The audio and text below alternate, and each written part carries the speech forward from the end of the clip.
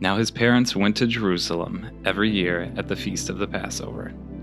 And when he was 12 years old, they went up according to custom. And when the feast was ended, as they were returning home, the boy Jesus stayed behind in Jerusalem. His parents didn't know it, but supposing him to be in the group with them, they went on a day's journey.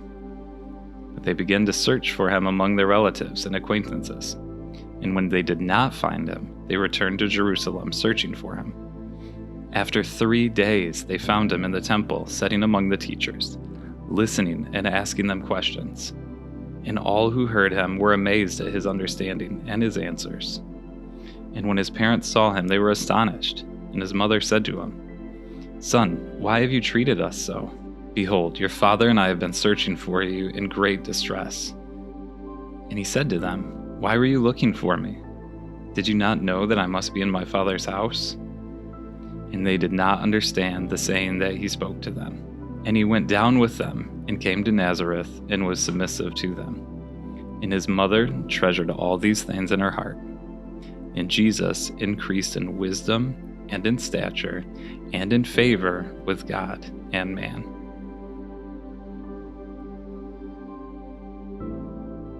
There were 3 major festivals in the Jewish faith that required a pilgrimage to Jerusalem.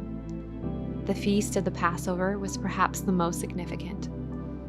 Young Jesus and his family would have made the 3-day journey to Jerusalem with their entire village.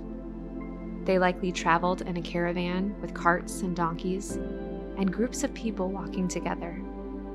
You can imagine how Mary and Joseph might lose track of 12-year-old Jesus. They had traveled 3 days, spent 7 days in Jerusalem, and then started the journey home with their community. Can you imagine the panic Mary and Joseph must have experienced as they searched for Jesus once they realized he was missing? They finally found him, actually conversing with the teachers in the temple back in Jerusalem. It's easy to understand why Mary responded as she did, crying out that Jesus was mistreating his worried parents. But Mary was forgetting one thing. Her son was both fully man and fully God. He had another father to respond to.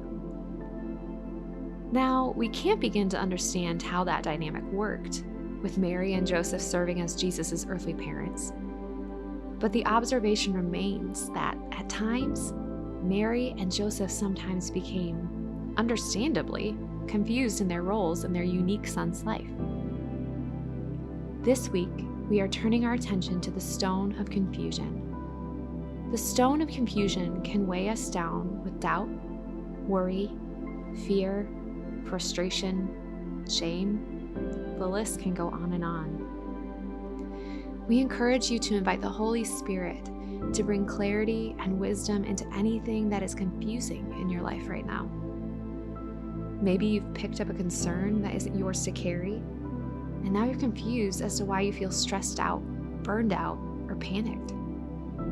Maybe a relationship that seemed to start off well, or a situation at work, has become unexpectedly complicated. Take an inventory of your feelings today and invite the Holy Spirit to speak and reveal the things in your life that are bringing confusion to you. Then ask Him for His clarity, His wisdom, and His peace to prevail in your heart and mind.